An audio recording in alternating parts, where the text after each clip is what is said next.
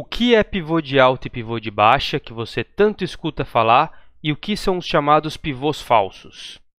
Olá, senhoras e senhores, bem-vindos ao meu estudo gráfico. Meu nome é Bruno. Nesse vídeo eu vou mostrar para vocês o que são pivô de altas e pivô de baixa e como identificar os chamados pivôs verdadeiros e os pivôs falsos. Se você gostar de gráfica e análise técnica, já se inscreve aí no canal. Eu estou sempre postando estratégias aqui para ajudar você a evoluir na análise técnica. E se você não tem noção nenhuma de leitura de candlestick, eu vou deixar um card aqui em cima com um vídeo que eu tenho explicando como fazer a leitura dos candles.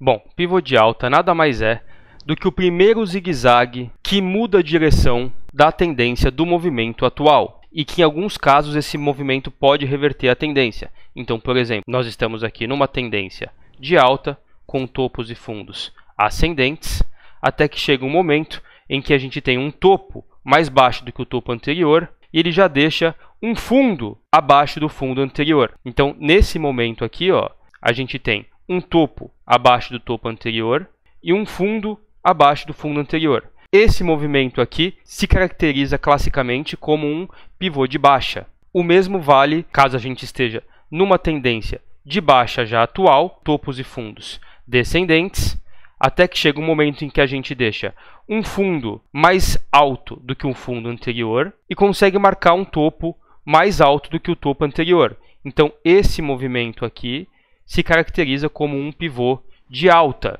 e que em alguns casos pode sim reverter a tendência. O conceito de pivô de alta parte da teoria de Down, que diz o seguinte: ela fala que, durante uma tendência de alta, os topos e os fundos serão ascendentes, e numa tendência de baixa, os topos e os fundos serão descendentes.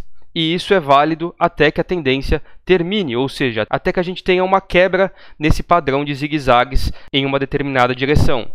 Quando esse padrão que vem se repetindo termina, a gente tem um pivô. Então, aqui, se a gente tiver um topo, abaixo do topo anterior e um fundo abaixo do fundo anterior, aqui a gente tem um pivô de baixa nesse caso. Aqui, se a gente tiver um fundo mais alto do que um fundo anterior, a gente tem um pivô de alta.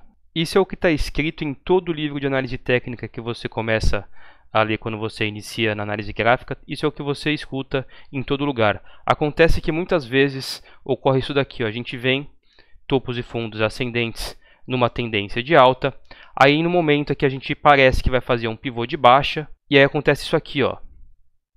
Na verdade era uma correção em ABC e não, na verdade, um pivô de baixa. O mesmo vale para uma tendência de baixa que está vindo aqui, topos e fundos descendentes, até que chega um momento que ele deixa um fundo mais alto, você pensa que ele vai fazer uma reversão na tendência atual e ele acaba seguindo na direção da tendência maior. Então, para a gente evitar esses chamados pivôs falsos que a gente está vendo aqui, que são pivôs que não revertem a tendência, são pivôs que dão um olé nos players do mercado, uma maneira objetiva de você minimizar essa questão dos pivôs falsos, então a gente consegue resolver, por exemplo, colocando uma ou duas médias móveis aqui, no caso eu gosto de utilizar a de 8 e a de 80, e a gente só vai considerar os pivôs que se formarem acima das médias móveis. Então veja, esse primeiro zigue-zague descendente que ocorre aqui, ó, ele é um pivô falso, porque ele ocorre abaixo das médias. Agora, por exemplo, esse pivô de alta aqui é o primeiro zigue-zague ascendente que ocorre acima das médias. Dessa forma você consegue minimizar essa questão um pouco dos pivôs falsos. Uma outra maneira também é analisar o tamanho das pernas de cada movimento.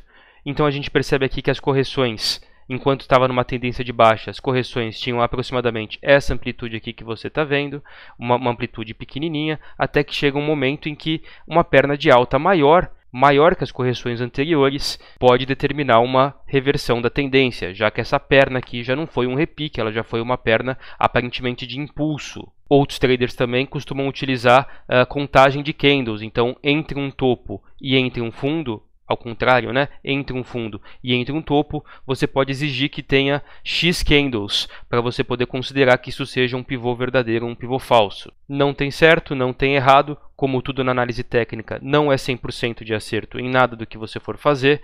O importante aqui é que você determine uma única maneira para interpretar esse movimento e sempre usar a mesma coisa. Não adianta uma hora você colocar uma média de 20, não adianta uma hora você ficar medindo o movimento, ficar contando o candle.